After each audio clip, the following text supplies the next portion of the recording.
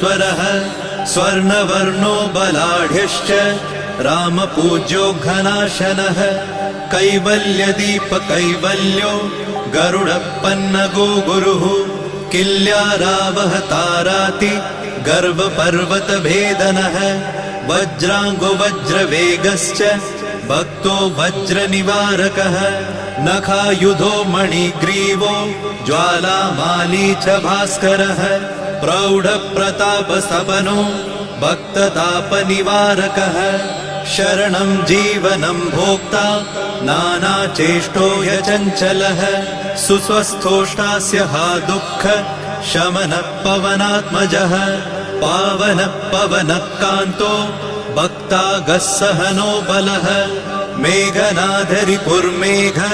नादसंहृतराक्षसः क्षरोक्षरो विनीतात्मा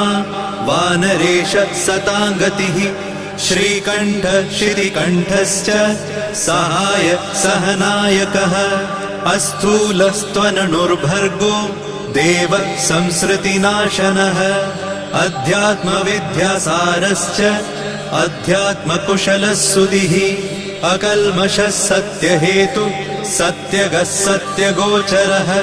सत्यगर्भः सत्यरूपः सत्यसत्यपराक्रमः